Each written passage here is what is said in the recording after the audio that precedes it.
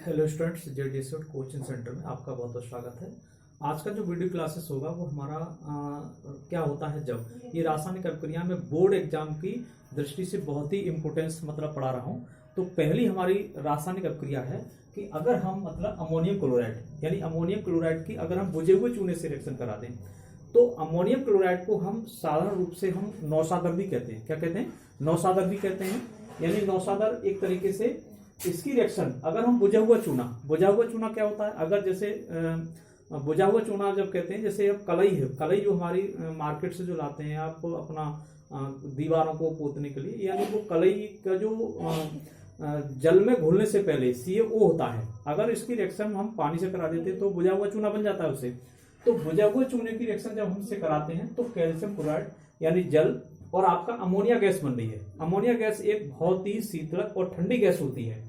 तो इसकी रिएक्शन देख रहे हैं। यहाँ पर हमने देखा कि सबसे पहले हम ये देख सकते हैं कि यहाँ अमोनिया बनी हमारी। तो अमोनिया बनने का मतलब है कि इस रिएक्शन को कैसे बराबर करेंगे। देखिए यहाँ पर Cl2 की संख्या कितनी हो रही है? 2। तो इसका मतलब है कि जब यहाँ क्लोरीन की संख्या 2 हो रही है, क्लोरीन परमाणु की, तो हम यहाँ पर 2 लगाना पड़ेगा हमें। अब यहाँ 2 लगाने से नाइट्रोजन भी 2 हो गया, तो हमें यहाँ 2 लगाना पड़ेगा। अब आप हाइड्रोजन संख्या देखें, 3 दूनी कितना हुआ? 6। तो 3 दूनी 6 तो ये होगा और 2 ये होगा, कितना हुआ? 8 हुआ। यहां पर देख रहे हैं 4 दूनी 8 हो रहा है और 2 ये हो रहे हैं, यानी हमारे उत्पादक मतलब इसमें भाग लेने वाले कारकों की संख्या यहाँ पर परमाणु संख्या 10 हो रही है, तो हमें भी यहाँ 10 करनी पड़ेगी। तो 10 करने का मतलब है कि हम यहाँ 2 लगा दें तो हाइड्रोजन संख्या कितनी हो गई? यहाँ पर 4 हो गई। तो 4 ये और 6 ये कितना हुआ? 10। ऑक्सीजन की संख्या भी 2 हो गई, तो हमारी ऑक्सीजन की संख्या भी 2 इस तरीके से है। तो अगर हम अमोनियम क्लोराइड की अगर हम बुझे हुए चूने से रिएक्शन कराते हैं तो कैल्शियम क्लोराइड और जल और आपका अमोनिया गैस बन रही है। दूसरी रिएक्शन हमारी है सिल्वर नाइट्रेट अमोनिया से। सिल्वर नाइट्रेट की अगर अमोनिया से रिएक्शन कराएंगे तो सिल्वर अमोनियम नाइट्रेट बन रहा है। क्या बन रहा है? सिल्वर अमोनियम नाइट्रेट कर रहा है। देखो इस रिएक्शन को, AgNO3 जो होता है, AgNO3 होता है सिल्वर नाइट्रेट और ये NH3 जो होता है अमोनिया होती है। इसकी रिएक्शन हम करा दें तो AgNO3 का होल ट्वाइस और NO3 बनना है, तो ये होता है हमारा सिल्वर अमोनियम नाइट्रेट होता है।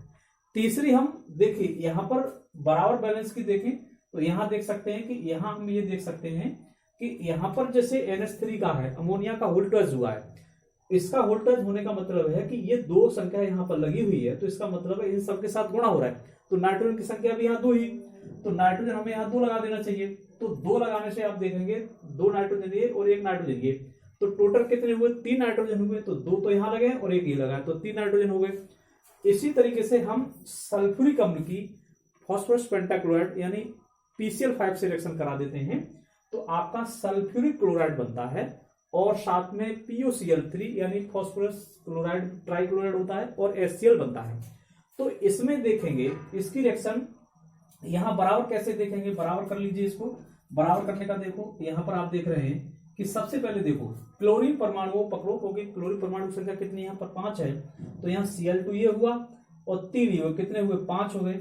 तो अगर मान लो हम यहाँ पर SO2 की संख्या कितनी है? 2 और ये कितना हुआ? 3, तो यहाँ संख्या कितनी यहाँ पर? 4 है। तो इसका मतलब है कि हमें ऑक्सीजन परमाणु संख्या बराबर करने के लिए 2 का मल्टीप्लाई किया हमने, तो यहाँ ऑक्सीजन परमाणु कितने हुए? 2 ये हुए, 2 ये हुए, कितने हुए? 4 हो गए।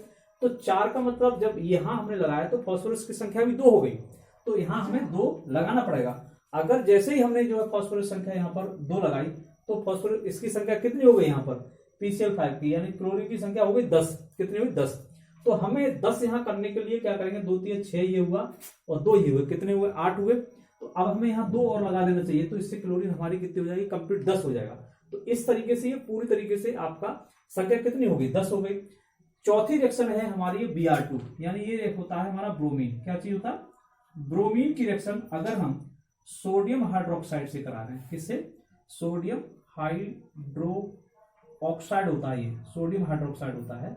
इसकी रिएक्शन अगर हम कराते हैं तो सोडियम ब्रोमाइड और सोडियम हाइपोब्रोमाइड और आपका जल बनना है। यहां आप देख रहे हैं कि इसको बराबर कैसे करें। यहां पर देख रहे हैं Na एक ये है और एक Na ये है, तो हमने यहाँ पर Na की संख्या 2 कर दी, तो ये आपका बराबर हो गया। इससे Br2 की संख्या कितनी यहाँ पर? 2 है, एक Br ये है और एक Br ये है, तो कंप्लीट हो रहा है। हाइड्रोजन के देखो 2 हमारे यहाँ पर लगे हुए हैं, तो H2 हमारा 2 भी इधर लग रहा है और ऑक्सीजन भी हमारी कंप्लीट है। तो इस तरीके से मैंने ये कुछ रिएक्शंस आपको बोर्ड एग्जाम से रिलेटेड यानी बहुत ही जबरदस्त तरीके से कंप्यूटर एक्सेल मैंने कराई है, जो आपको निश्चित तौर से परीक्षा में आपको देखने को मिलेंगी। और ये निश्चित मैं आपको बता रहा हूँ, ये सीरीज चला रहा हूं मैं, क्या होता है जब में, तो आप निश्चित तौर से इसको रेगुलर पढ़िए और ये आपको समझ में आती है तो चैनल को सब्सक्राइब कर लो। और निश्चित तौर से ही आपको आगे भविष्य में भी इस चैनल से निश्चित तौर से आपको मदद मिलेगी। तो आप निश्चित तौर से डेली वीडियो नंबर में वीडियो से हिसाब से डाल रहा हूं, तो आप निश्चित तौर से इसको देखते रहिए, निश्चित तौर से इसको फायदा होगा। तो आज की क्लास में इतना ही रखना है।